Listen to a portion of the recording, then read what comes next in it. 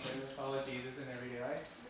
We follow Jesus through three core values: authenticity, transformation, and compassion. I'm Rodney. I'm Victoria, and we are your W8 hosts for the semester.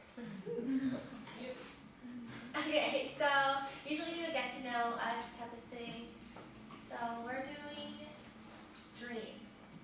Yeah. So a significant dream, a bad dream that A we've good had, dream, a weird dream. surrealism dream.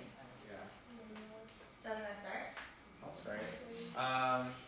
I get a lot of interesting dreams whenever I'm really tired or anxious or stressed out.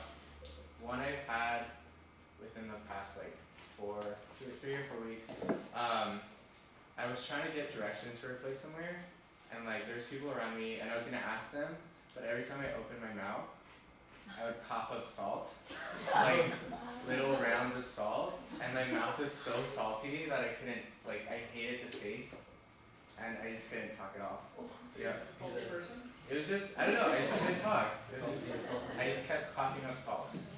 Like fur balls. Yeah. I also get sleep paralysis, fun fact. That's when your mind That's is fun always, fact. but your mind is asleep and you can't move at all, but you're conscious of what's going on. It's super creepy. Yeah. On that note, I don't get sleep paralysis, but I was telling Ronnie about this. One time, my arm was asleep, and I couldn't feel it, so it just felt like a, hello. Felt like a dead limb, so all I can do is like bang my arm on the dashboard, and I couldn't feel anything. And I was like, what is wrong? And it was really sad. That was in a dream. So I'll tell you a dream. So usually this is a really long one. But I'm gonna shorten it for you guys. So when I like moved up here, and I got really sick because I think just like the atmosphere and everything, it was like I got really bad allergies, my immune system was low, and so I was super sick. And then I took like what is that medicine that like makes you sleep? NyQuil. Yeah, I took that. I knocked out for the whole entire day. I like woke up at like 2 a.m. like from like the morning. And I had this like dream. It was like this dystopian society where all my friends were trying to kill me, and it was like really scary. And so I was like really paranoid. I told Chris about this, I think. The dream. And like I had to kill someone, and like I couldn't do it, but like I had to like hold their neck down, like, and then and there was like a lifespan thing that like popped up whenever you're trying to kill someone, and you can see like them dying on the scale. Oh my god, it was so scary, but I couldn't do it, and so it was like literally like kill or be killed. So I jumped out of the car, and it was like moving, and I saw my friend get killed because I couldn't kill that person. It was really scary. But yeah, that was like... Are you sure you're supposed to be trying to come and drink? Alright, let's lighten up the Would you like to Yes, okay, so we're going to play the word association game. It's just like a really easygoing game. So how you do it is we're going to start from Rachel and end on a snake all the way down to, oh my god, what is his name? Start with a G. Spencer. Yeah. Alright, so we're going to end all the way down there.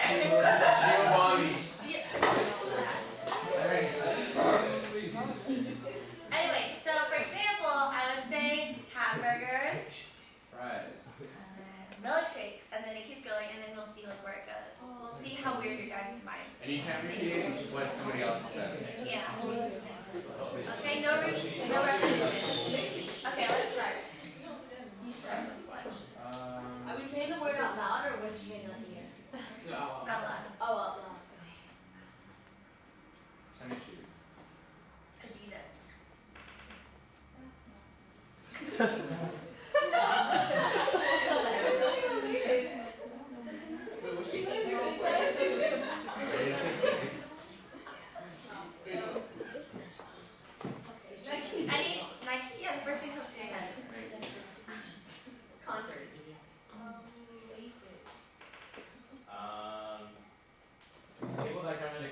socks. Like they had just come from running. Words.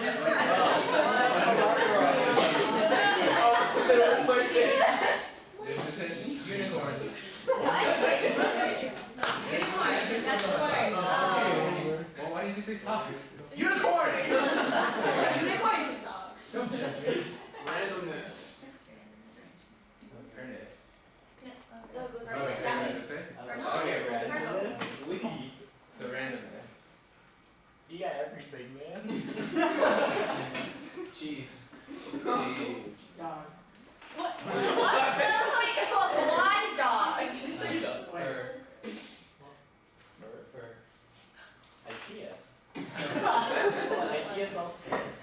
Oh, you know. Yeah. Is wow. that what's IKEA. Okay, furniture. Target. Capitalism. Right, too much IR reading. Economic liberalism now.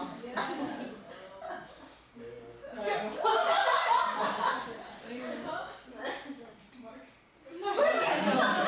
Whoa, that was really far. I see where you're going. Yeah. Yeah. Is that the one when everybody watches it? Big brother. Big brother. Is that your word? Yeah. Yeah. This one. This TV show. Channel. Zoolander.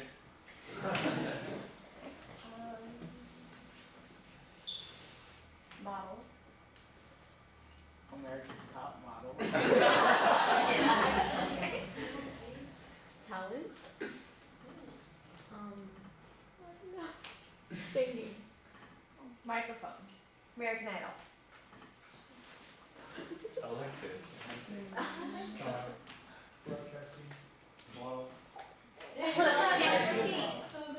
What? Podcasting.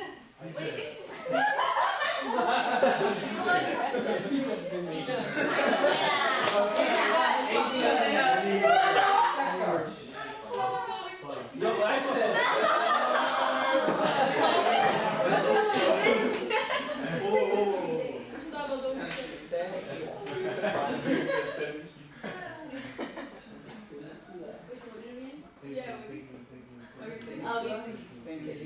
First guy comes.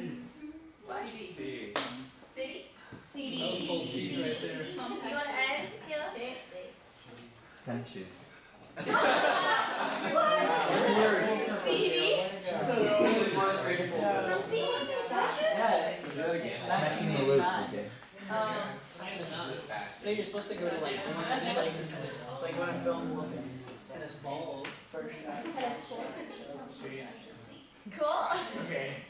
So we went from tennis shoes to CD. Question: how'd you get cheese and dog? That Well, because it was random for me, so it's Yeah. the first Well, thing possible. chili cheese No, but then But for Chris, it's supposed to be what comes first to his mind after You could cheese. name your dog cheese. Good.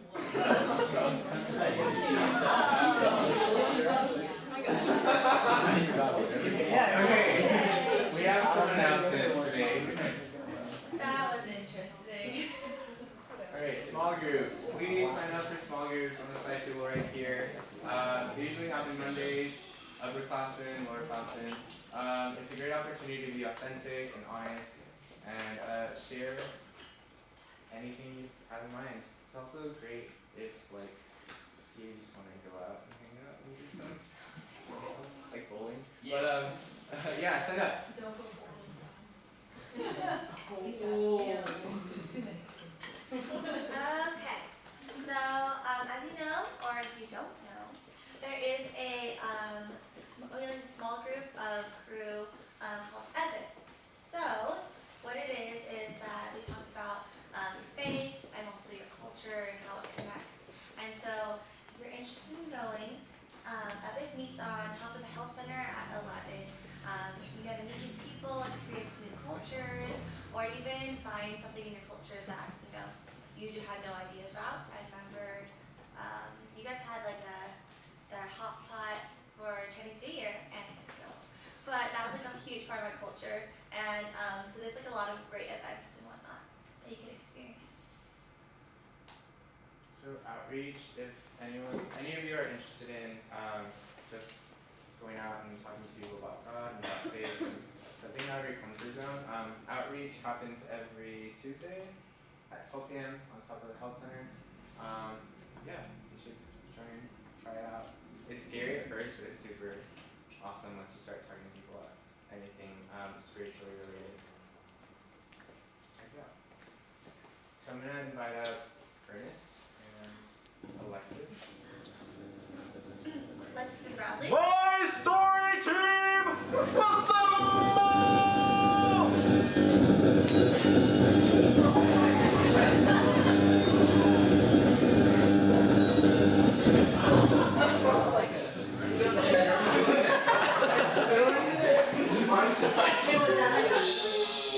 I don't get paid. Hi guys.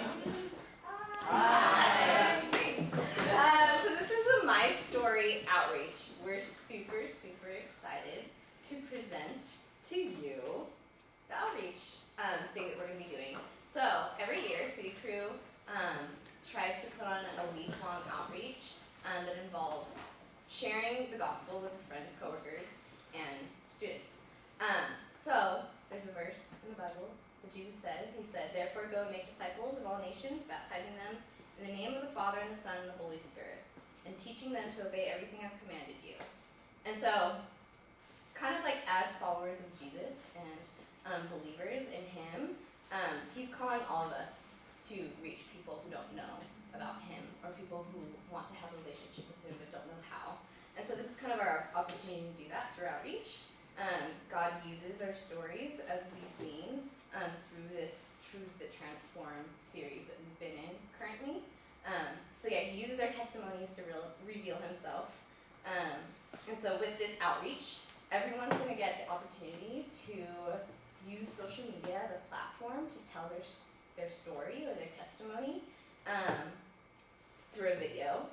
And hopefully, the hope is that it would spark conversation and that our friends would be asking about it. And then we would invite them to a W8 meeting and get to share the gospel with them.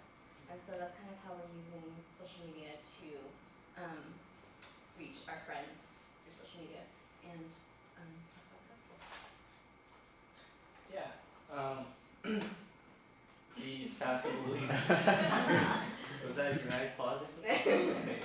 These past couple weeks we've had a privilege of hearing a lot of wonderful stories from some student leaders as well as some staff. If you feel like those stories were very relatable, or they had an influence on you, or even reminded you of your own story, and you've been wanting to kind of share it with everyone else, but you haven't really found an opportunity, this would definitely be something you might be interested in. I can't give away too much information, but it's going to come soon. And even if you don't know how to put your words in order, like that happens to me sometimes, we're also here to help. Alright, so get pumped about next week. There'll be more info on the way, and think about how you'd like to share your story. Cool. We out? Cool,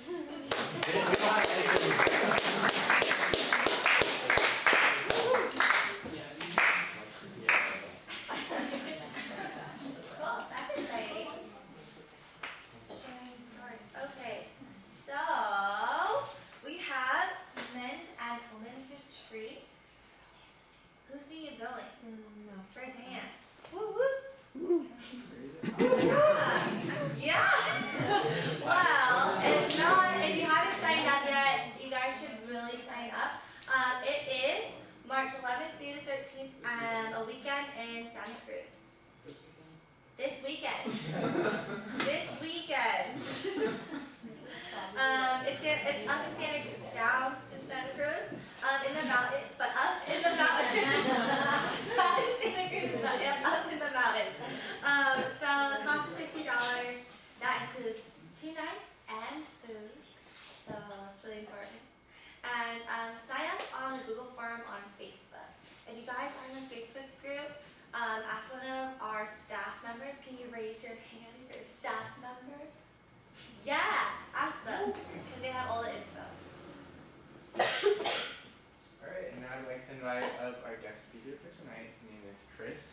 And a fun fact about him, he used to rollerblade when he was younger.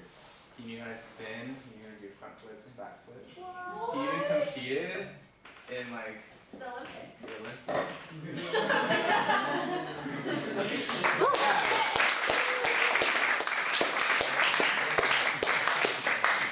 Hey, Jesus.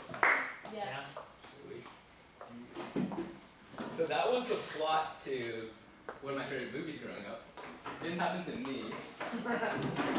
There's a smaller one back there. Oh yeah.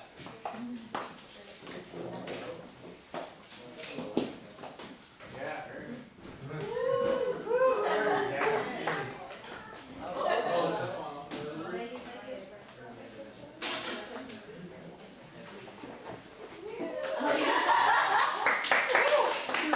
So guys, yeah, so I liked to rollerblade growing up, way before I had a car, and I rollerblade a lot around my neighborhood, and then my favorite movie came on Disney Channel. Ernest and I were talking about it. Woo-hoo. What was it called, guys? Break, that's right. I remember this. Oh my goodness. No. It's like a movie, it's a typical Disney Channel movie about rollerblading. It touched my heart. Later that week, I went downstairs to the garage, and I made like ramps out of like wood, if that wasn't exciting. And then I would just rollerblade, jump off the ramps, and then go to my friends' houses like miles away, and just that's how I got around in the suburbs. And then you went to the Did you really backflip? Oh yeah, and then I had a dream. I did backflips in the Olympics. So yeah, so my name is Chris, last name is Chin, and I've been on staff with Epic Movement for the last 5 years. I was in East Asia for a year, and then Austin, and I've been here for 2 years in San Francisco. And then the next slide is my family. Hi. Shake legs. So on the right behind me are my parents. That's my mom and dad, and then my beautiful wife Katie in white, and then her parents, and then she also has 2 brothers. The funny thing about this is that our dads and Katie are pharmacists. Our moms are both in the money industry, so my mom does like payroll stuff at UMass Boston, and then her mom works in a bank. And I wanted to become a pharmacist, but I became a campus minister. And so, you can go to the next slide. And so, tonight, the truth that transforms, actually, let me pray for us before we dive right into it. Dear God, I just thank you so much for tonight. Thank you for what you placed in my heart. Thank you for the story that you've given me. Father, I pray for everyone here, for all the students and staff, Lord. Pray that you would open our hearts. Whatever's on our mind, Lord, help us to just concentrate on you, Lord. Just give everything that we have to you tonight. Lord, I just pray for myself that I wouldn't be worried about sounding eloquent, but just share the words that are on my heart. In Jesus' name I pray. Amen. So, truth that transforms.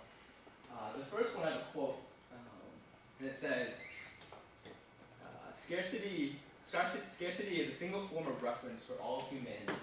Whether we reflect on it or not, we're acting in the medium that we didn't have enough. And it's an unknown philosopher, I'm not sure where the quote exactly came from. The next quote I have, you can turn to the next slide, please. Is that also unknown, because I heard this past Sunday, and I don't know if it was from the pastor or if he quoted someone else. And so it says, we feel that we don't have enough time, resources, money, education, social skills, IQ as part of the human condition. There's a constant anxiety that we don't have enough. And so I want you guys to reread that, think about it, and then turn to your neighbors, and then if you feel comfortable, fill in the blank. I don't have enough what? And then share maybe why you thought of that. I'll give you a few minutes.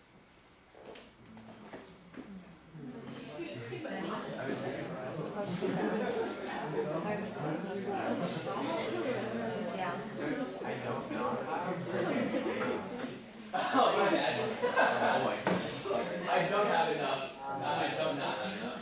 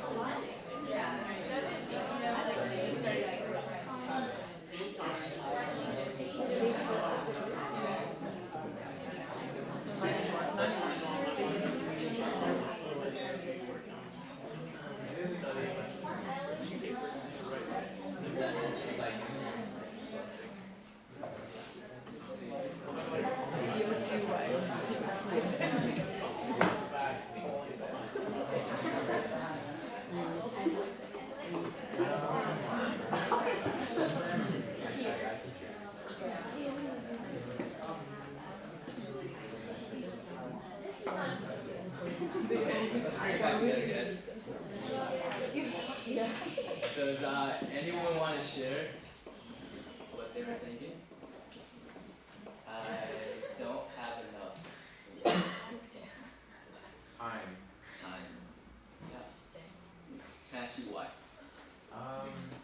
Just school, work, social life, everything, playing. Yeah, definitely. Thanks, Rodney. Anyone else want to share? Money. Someone in the back? I guess it ties in with time. I said rest. Yeah. Rest is huge too. So this truth that I had earlier.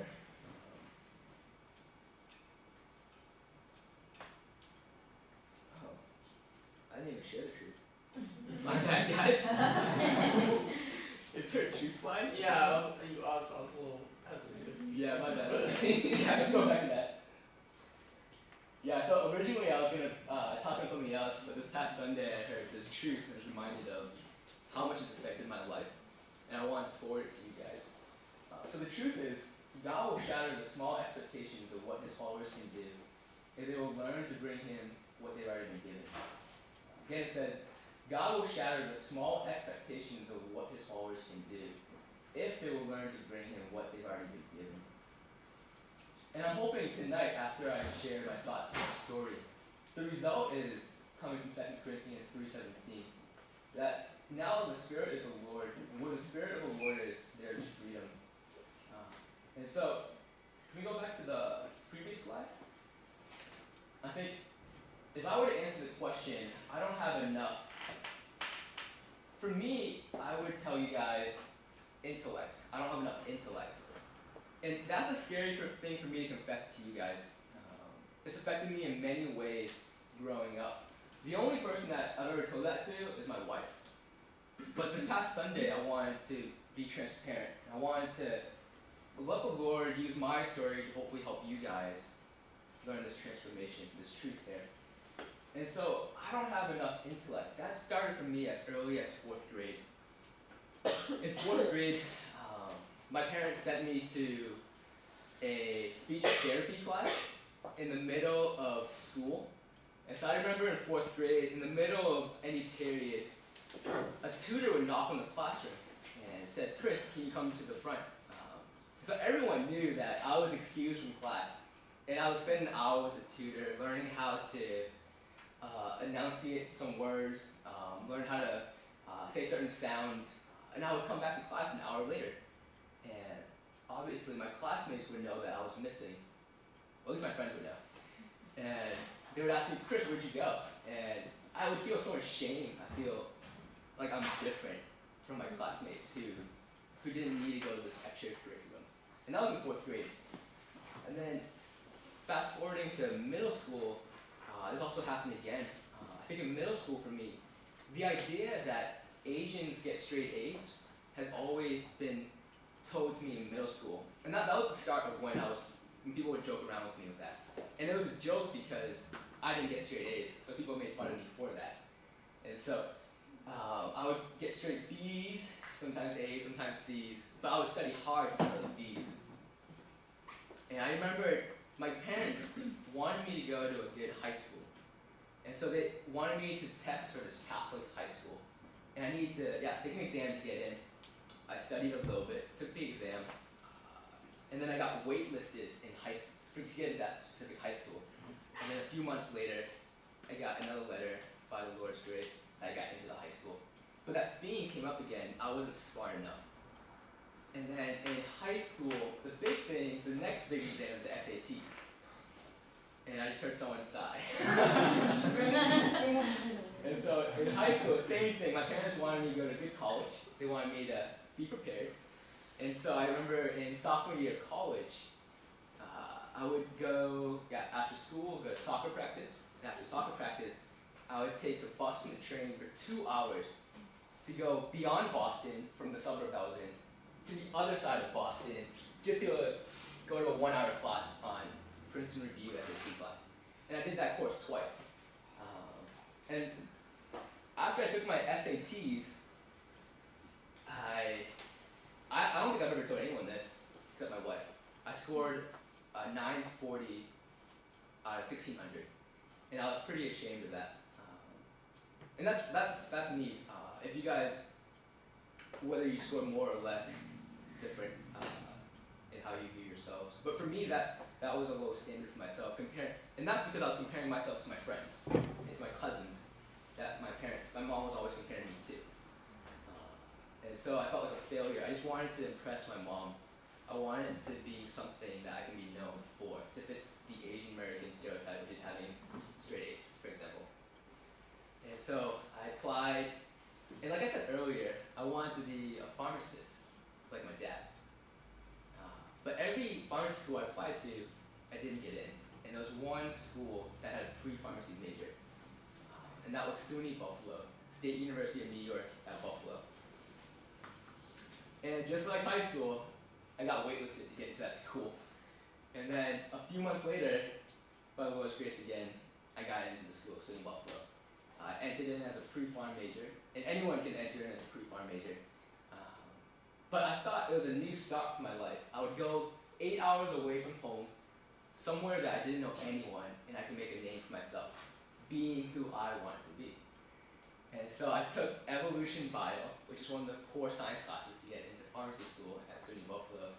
And after the second exam of fall semester, I did so poorly that I went to the professor after class, and I asked him, I was really dramatic, Dr. I forgot his name, what should I do with my life?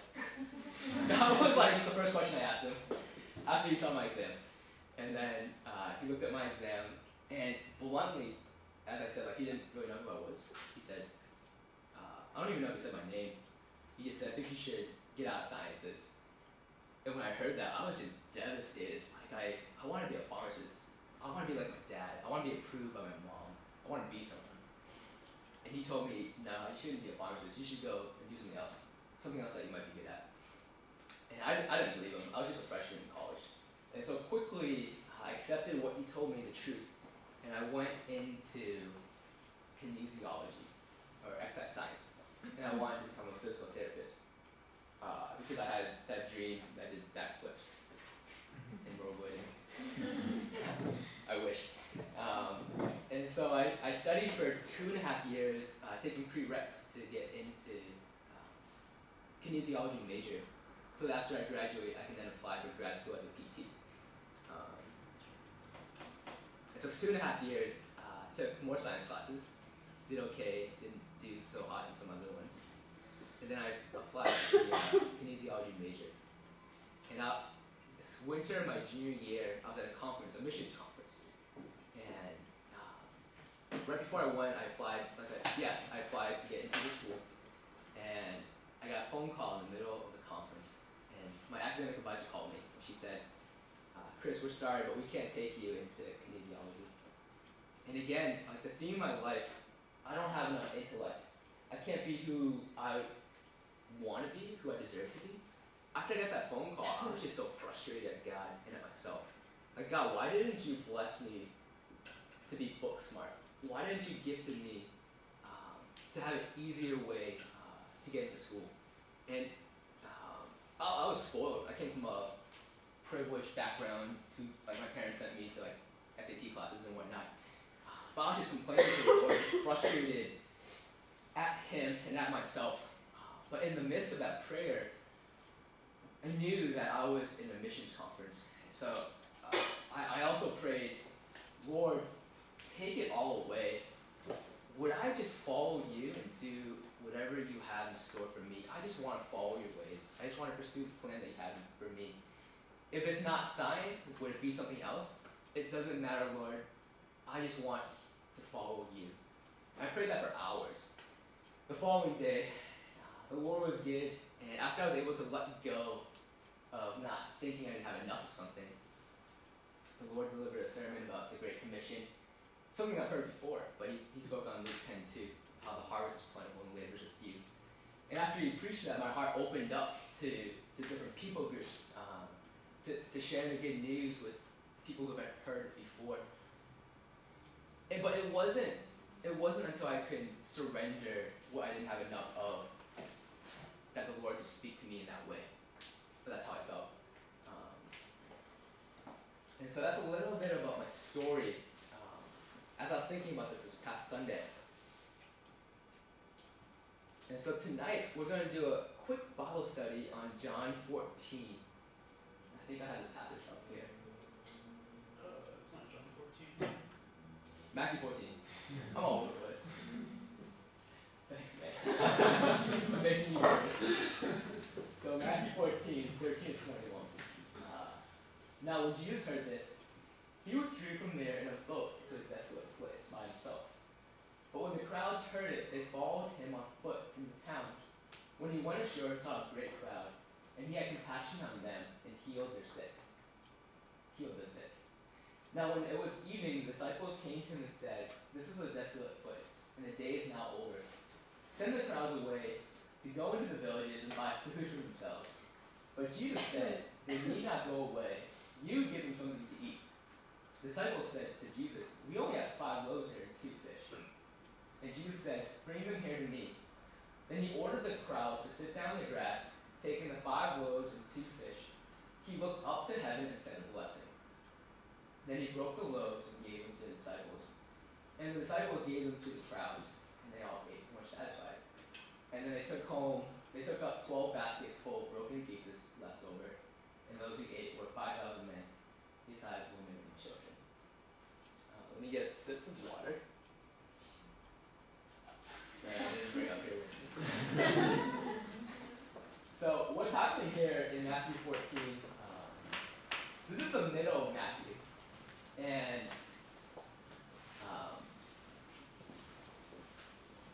earlier in Matthew 14, verses 1 to 13, 1 to 12, the King Herod beheaded John the Baptist. Thanks.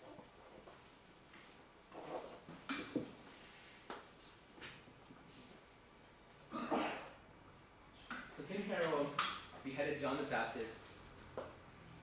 And right before this verse, the disciples went to go pick up John, buried him. And then here we read, Jesus heard the news. The disciples told Jesus what had happened. So the disciples are having a long day. Jesus is probably having a long day himself. And so when Jesus heard that, he withdrew from there to a boat, in a boat to a desolate place. And Jesus, he just wanted to escape. He just heard that his friend was beheaded. Jesus could have been afraid for his life from King Herod. He just wanted to go somewhere peaceful that he could mourn and that he could pray to the Lord. And so he went to a place, a desolate place, a place that's not the desert, not in the villages, somewhere in between, I would say. What I imagine is like going to Marin Headlands, and you're just deep in there, able to think for yourself, but not too far from San Francisco, but you're also not in the middle of nowhere.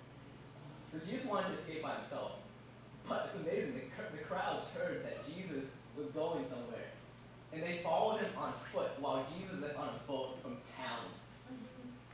And when he went ashore, when Jesus was coming to the shore, he saw a great crowd, and he had compassion on them. And so Jesus has a heavy heart. He's mourning about his friend, but he yet has compassion for the people. And so what does he do? He heals them. Now, when it was evening, the disciples came to him and said, "This is a desolate place. The day is now over. Send the crowds away to go to the villages and buy food for themselves." And so the disciples, again, had a long day. And now they're surrounded by tons of people, thousands of people. And I imagine they just want to get away too, to mourn about John. And to spend time with themselves after burying someone, after moving on that way. And so they said, this place is far from the villages. We need to send the people away because it's evening. So it doesn't make sense for us to give them food that we don't have. And they need to go somewhere before it gets too dark and they can't go anywhere. And the day has been long. The day is now over. Send the crowds away to go into the villages to buy food for themselves. But Jesus said, they need not go away. You give them something to eat. And so the disciples, they have this thought that they can send the people away. But Jesus, at the end of the day, he throws this curveball and says, they don't need to go away. Matthew, you can give them something to eat. And so like what I'm thinking is, common sense to me is like, yeah, it's a long day. I just came from burying my friend, and there's just so many people here, and I just want to send them away so they can eat. Like that's just logically what I'm thinking, what I would feel, how I would respond if I was there. But then Jesus, the great teacher, says they don't need to go away. You give them something to eat. And what we don't realize just from this text alone is that in the previous chapters, the disciples have already seen the miracles of Jesus. They've seen that what he could do. The disciples themselves have done miraculous things. In the previous chapter, chapter 13, the disciples healed themselves, or healed others themselves. And so the idea that things happen miraculously should not be new to these disciples. And so, what I'm reading here is that the disciples should have thought, how can we provide for the people? But instead they thought, how can we take time to rest ourselves? Which is not a bad thing for it by itself. And so I would say the disciples failed to see their resource in Christ.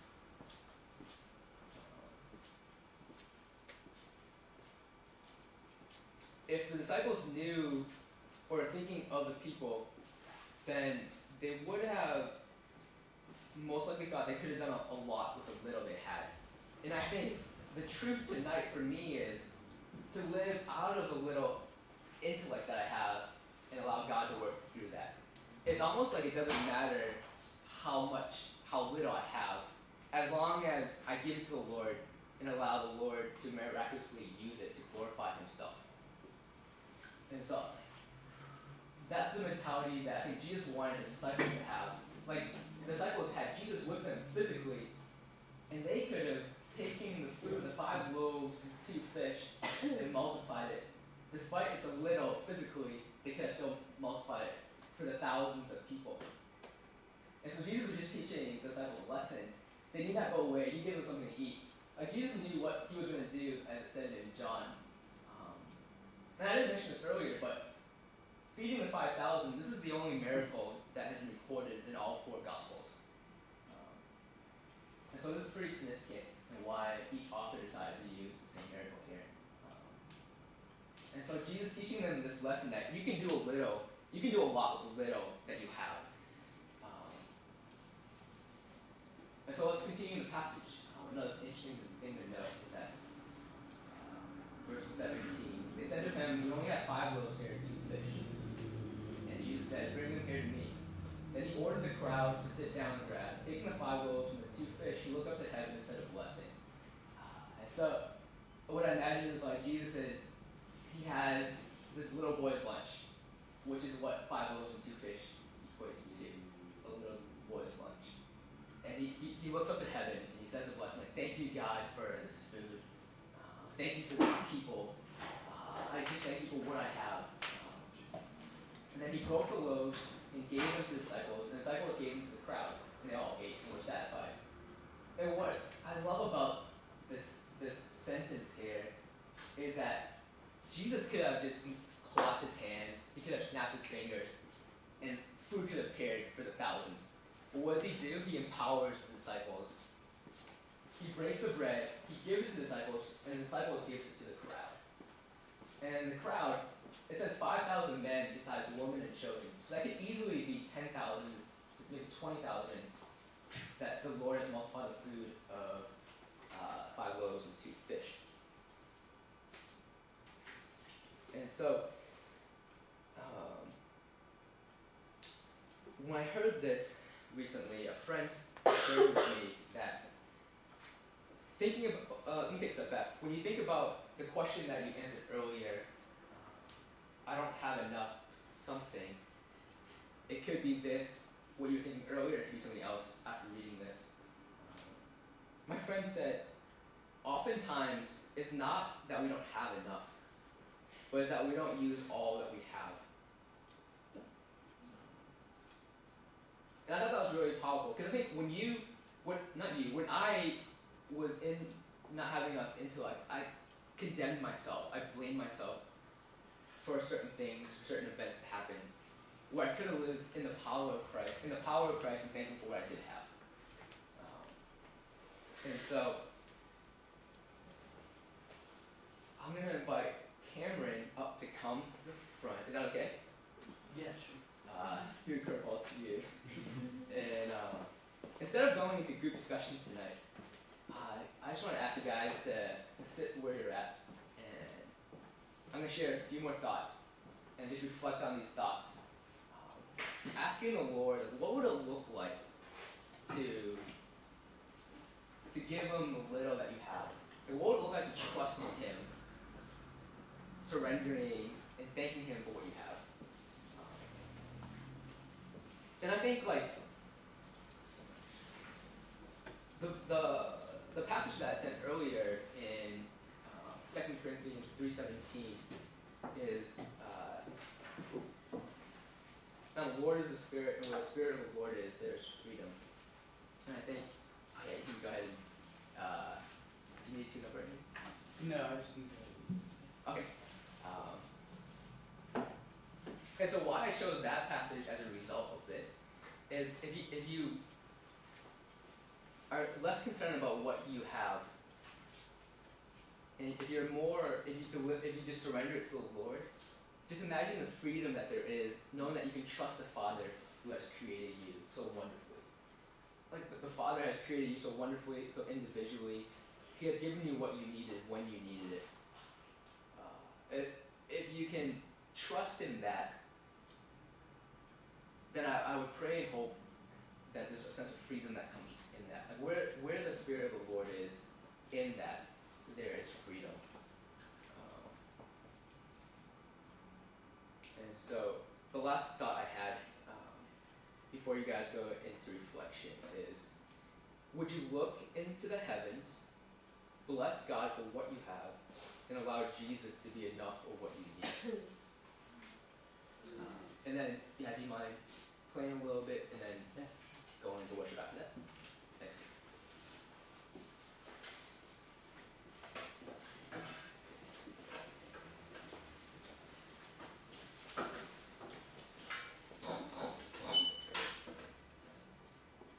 I'm gonna pray.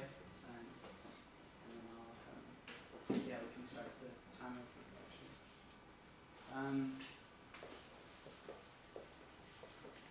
just pray that we're able to focus our hearts. I pray that we can use all that we have, all that you've given us. I just pray that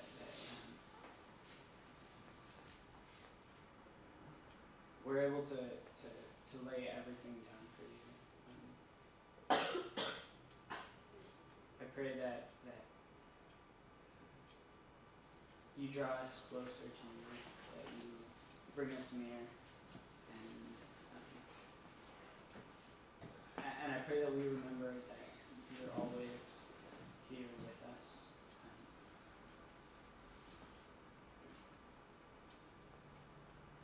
I pray that we have a chance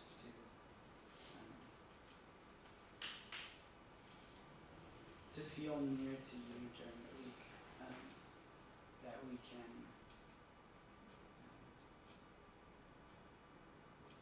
can be sure that you are with us.